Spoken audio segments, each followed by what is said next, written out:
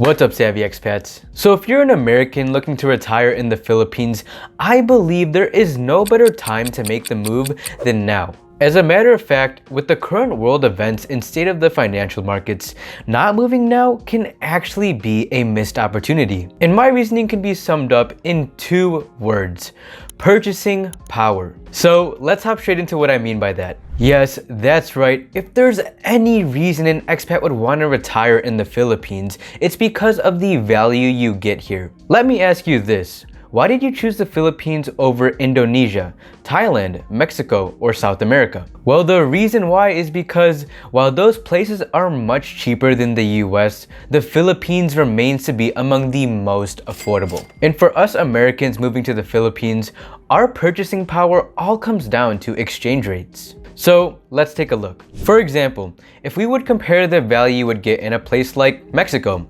the US dollar to Mexican peso is 20 pesos for every dollar at the current exchange rate. That's pretty good value. We take a look at Thailand.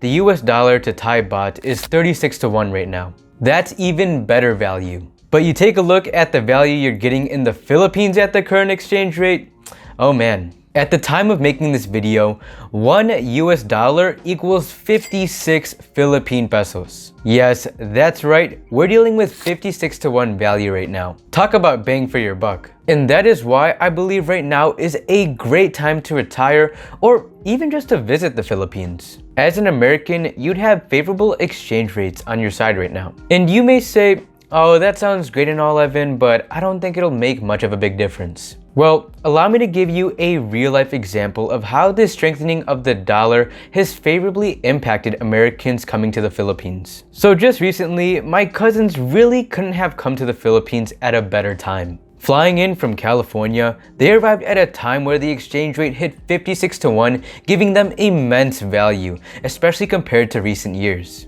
And so my uncle, wanting to convert his money into pesos for their family vacation, went to get his money exchanged. To be specific, he exchanged $1,000 at the money changer. So to put it into perspective, if he would have exchanged that $1,000 1 year ago, when the exchange rate was 49 pesos for every dollar, he would have only gotten 49,000 pesos out of that $1,000 he exchanged. And yet, that's still pretty good. But because he came here during a time when the exchange rate was 56-1, he ended up getting 56,000 pesos instead. We compare that difference from 1 year ago to now, he ended up getting an extra 7,000 pesos just because he came here at the right time. I'm no economist and I by no means claim to be one, but that's a lot of value right there, especially considering that he didn't have to do anything to get that extra 7,000 pesos. For you Americans, that's an extra $125 that he got while exchanging his money in the Philippines. $125 in the Philippines, guys, especially for a Filipino local, can go a long way.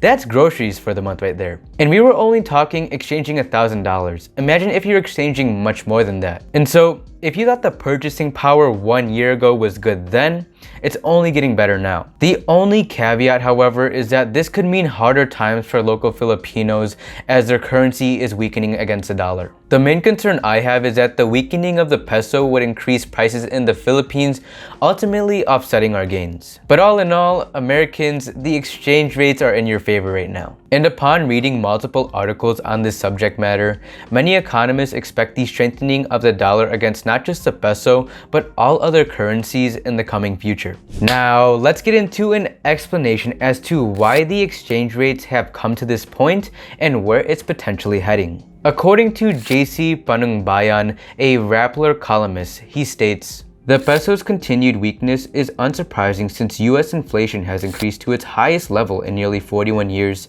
and the US Fed has responded by steeply raising its benchmark interest rate. With the Fed poised to increase its benchmark interest rate further, expect the peso to become a lot more weaker vis-a-vis the US dollar in the coming months." And so simply put, the driving factor that's causing an increase in exchange rates is because of the Fed increasing interest rates. By the Fed manipulating interest rates, the US dollar has increased in value as a result of that. But why would the Federal Reserve want to increase interest rates? Well, this is all in an effort to bring down America's inflation. And if there's anything the US has been dealing with recently, it's inflation. A simple economic lesson to back this can be found in this quote by New York Times. By raising rates, the Fed is trying to make you slow down your spending.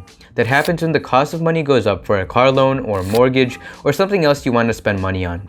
At some point, you're going to pull back. The higher cost of money reduces your purchasing power, what you can afford to buy, and the Fed is effectively making you buy less, and that should bring down inflation. So the main reason we're seeing an increase in the US dollar and decrease in the Philippine peso is because of the Fed raising interest rates. Now, what can we expect to see in the near future? Will the US dollar continue to strengthen and the Philippine peso continue to weaken? Or will this upward trend eventually fall with the US dollar come crashing down and we get very little value in the Philippines? Well, from the looks of it, the US dollar will continue to strengthen against the Philippine peso, and here's why. According to an article released by CNBC on July 20th, it says, next week, the Federal Reserve will likely raise rates by another 3/4 of a percentage point, although some on Wall Street think it could opt for a full percentage point increase. Fed officials have already raised benchmark short-term borrowing rates 1.5 percentage point this year, including June's 75 basis point increase,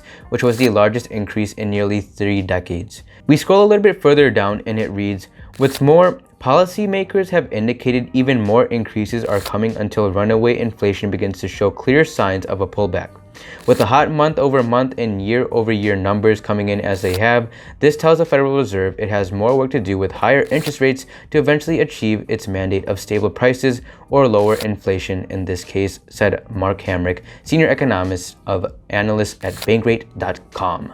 So our main takeaways from this is that as long as inflation in the US remains high, interest rates are going to continue to increase by the Fed. And if interest rates continue to increase, we're going to continue to see the dollar strengthen against the peso. I'm no expert or economist, so I can't give an exact number where we'll potentially see interest rates. But as long as the Fed continues to increase interest rates, dollar to peso exchange rates can hit 60 to 1, 70 to 1, 80 to 1, who knows? Yet another reason the peso has weakened against the dollar is because of the Philippines' trade gap. You see, unlike China and Japan, the Philippines is not a big exporting country. As a matter of fact, the Philippines imports a lot more from the US than they do export. The problem with this is that the Philippines spends dollars when they import and earn dollars when they export. And with this country importing more than exporting, this means a trade deficit for the Philippines. With the US dollar being purchased by the Philippines to finance imports,